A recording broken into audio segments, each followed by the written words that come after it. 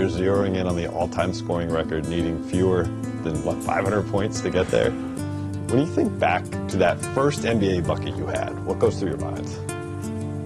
How nervous I was. I knew that I was ready for the moment.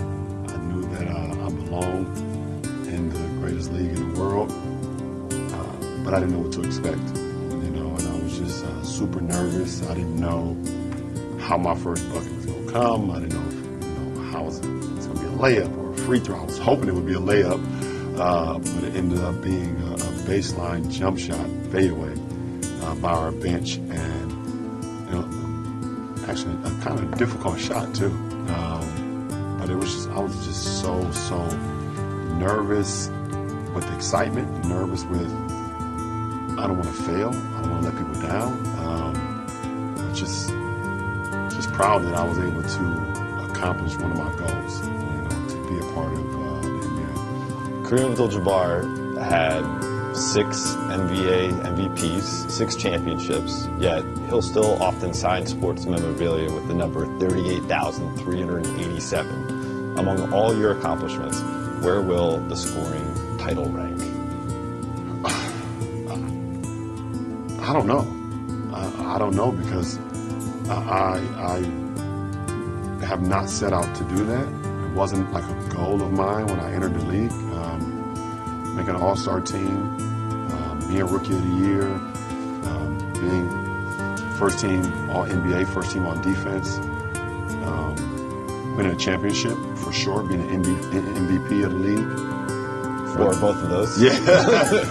But the scoring record was never, ever even thought of in my head because I've always been a pass-first guy. I've always loved the excitement of seeing the success of my teammates, of playing the game, and that's just the way I was brought up. So to know where it will rank as I stand here today, like you said, less than 500 points away, I don't even know how I'm going to feel, and I guess until that moment, but it's never been a goal of mine.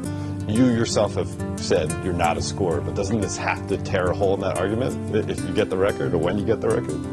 I think in the sense of, I know how to put the ball in the hole, that's for sure. And when I say I'm not a scorer, I say it in the sense of it's never been the part of my game that defined me. I've always wanted to be a triple threat, to be able to rebound, assist, and be able to score as well, to just keep the defense at bay, but also want to be able to defend at a high level, communicate at a high level, try to be a great teammate, night in and night out.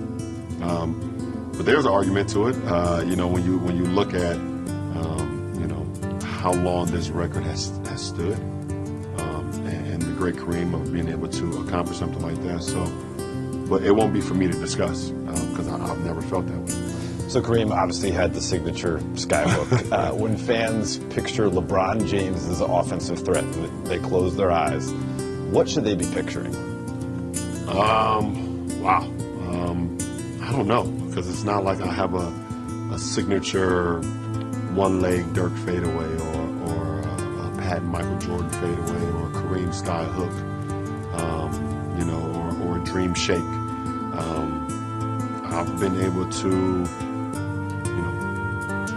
do things that just is not a signature. I think the only signature thing that people always talk about is like my signature tomahawk dunk in transition. People always kind of talk about, that's a signature. Even when one of my teammates now today, Lonnie Walker, always talk about the LeBron signature tomahawk dunk, and that's been pretty cool. And that came out of nowhere too. I happen to, my brother Brandon Weems, who's now in the front office with the Cavs.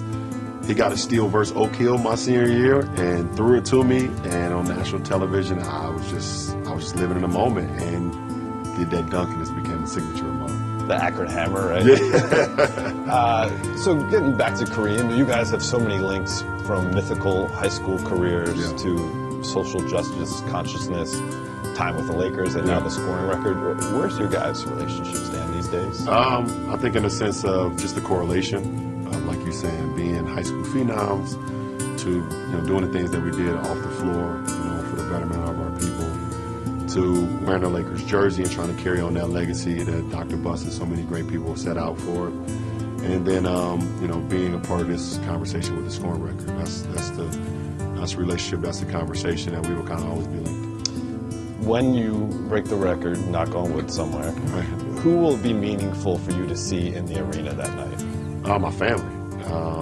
And I know it's going to be challenging whenever that moment happens, you know, because of my kids' schedule, because they're, you know, the boys are playing basketball and they have their schedule, but they may have to miss a game or a game or two because they were there when the whole journey began. And well, some of them, they were there, you know, later on in the journey, but they've always been a part of what it meant for me to be able to accomplish what I want to accomplish. And that's my family, that's my kids, my wife, my mother, and a lot of my family and friends. Throughout your career, you've played with some peers that have been considered better quote-unquote scorers. Right. Kobe, T-Mac, you know, KD, Melo maybe, but none of them can touch your longevity. How is it meaningful for you to be approaching this record while you're still playing above the rim, while you're still flying up and down the court, while you're still dominating games, to be this version of you when the record approaches? What does that mean to you?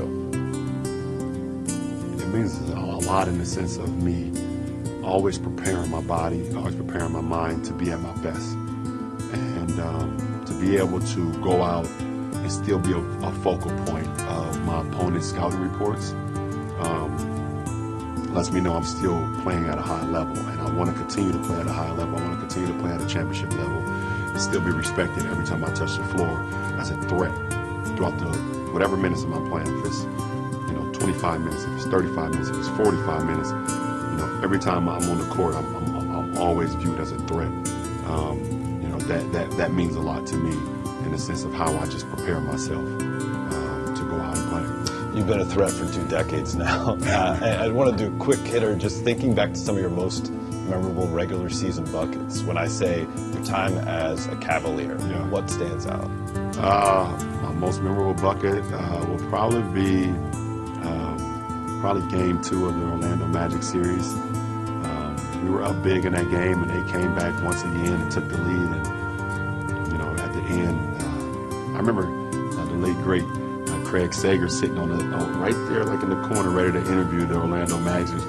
Either been Hedo, because he had hit a big shot around Rashard Lewis or even Dwight, and get the inbound pass and was able to knock it down at the buzzer to tie the series. That's one of my most memorable shots. So yeah, you have incredible postseason shots. We know all the game winners and stuff, but like regular season, I think about the outlet from Kevin Love in Washington. In Washington, that was incredible as well. Yeah, for sure. In Miami, right? So what do you think about in Miami? Is it the lob from Dwayne Wade? Yeah, it's probably the lob.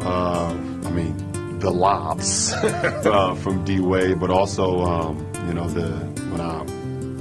the silencer hit the nation in the world. The shot before All-Star Weekend in Golden State. That was a very memorable shot, and also Game 7 to be able to kind of seal the game against San Antonio on the right elbow versus that great Spurs team.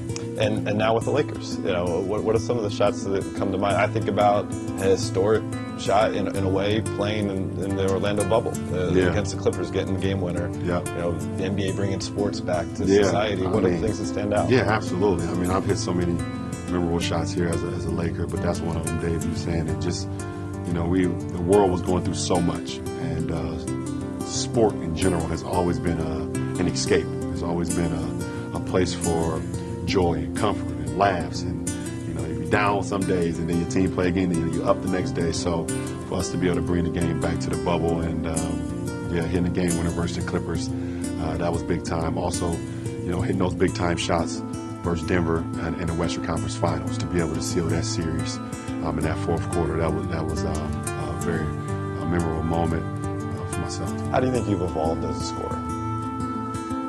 How I've evolved, I think the best teacher in life is experience, and I think over the course of my career, I've just gotten better with every facet of my game. There were times where I didn't really have a low post game. I wasn't a low post threat. There was times where I wasn't a threat from the mid-range. There was times where I wasn't a threat from the outside. There were times where you could literally just try to bait me into doing things that I wasn't great at.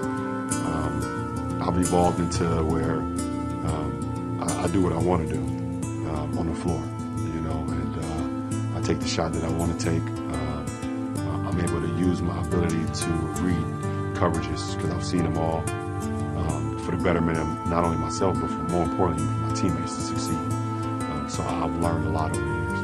Some of these things come down to timing, right? And you've had so many great things occur with the context of winning in your career. But some of these things, you scored your 30,000th point in a loss against San Antonio. You passed Kobe in a loss in Philadelphia. You passed Michael in a loss against Denver. Passed Carmelo in a loss against Washington. And this record is approaching while your team is below 500. Right. How's that sitting with you? I want to win. It's not sitting well with me. I don't like having accomplishments, and they don't feel right when it comes to the losing effort. And it don't matter if it's a regular season game or not. I've been trained and born to win. That's how I started my basketball journey as a little leaguer, playing the game, and we were trained to win and play the right way, play for your teammates and play the right way, but we want to win. And so, you know, as we sit here right now as a franchise and a team that's below 500, you know, we've been playing some good basketball as of late, but we want to, and I want to win at the highest level, you know, and, you know, breaking records and setting, you know, records or passing greats and losing effort has never been a DNA of mine. I think back to like last year when I was having a conversation with Mav and Rich and PR and Randy, and it was towards the end of the season, and I had an opportunity to lead the league in scoring. And I was like, yeah, but we're not going to make the playoffs no matter what. And me being out on the floor, trying to go for a scoring record in games that don't matter, it felt so corny to me. So I was like, I'm not even going to finish. I'm not going to be able to qualify because I'm not going to play any of these games. So, it's never mattered to me unless it was about winning. So the next closest active player on the all-time scoring list is Kevin Durant, and he's no spring chicken either. He's 34 years old. Are there any players out there that you've seen that you feel like could have the right mix of talent, skill, drive, determination, luck to be able to someday pass this record for you? I mean, KD comes up, the first thing that comes to mind for sure. His name is not easy money and Slim Reaper for no reason. He does it so effortlessly. His ability to shoot the three ball, shoot the mid-range, get to the paint, but also shoot 85-90 from the free throw line. Those are key ingredients, but the most important is about being available on the floor. We have a lot of great scorers in our league. KD being one of them, Kyrie, Luka, he's young, Embiid, Giannis, those guys, they put numbers on the board. But you have to have a little luck as well. You know, and we all know that health is the most important, not only in life, well, not only in sports, but in life in general. You have to have some real good luck to be able to be on the floor and still be able to do it. But once you have the scoring title to your name, what's left for you? What do you need to do in your career before you can hang it up? I need to be on the floor with my boy. I got to be on the floor with Bronny. You know, either on the same uniform or, you know, a matchup against him. And I don't mean like, because he's a point guard. At this point, now I'm playing center, yeah, or whatever the team needs from me. Positionless yeah, basketball. Positionless basketball. Coach Spo always said positionless basketball, which I love. But I would love to do the whole King Griffey Senior Junior thing. That would be ideal for sure. Being with him, spending a full year with him in the same uniform. That would be the icing on the cake. And just what do you tell him about the potential of that opportunity? How do you guys discuss that? We don't discuss. But he sees it. He hears what I say. He has aspirations. I asked him what is his aspirations, and he says he wants to play in the NBA. So, you know, if he wants to do it, he got to put in the work. I'm here already, so I'm just waiting on him. he'll have about 40,000 points to catch up to get to Dad. Yeah, he got a long way to get to me.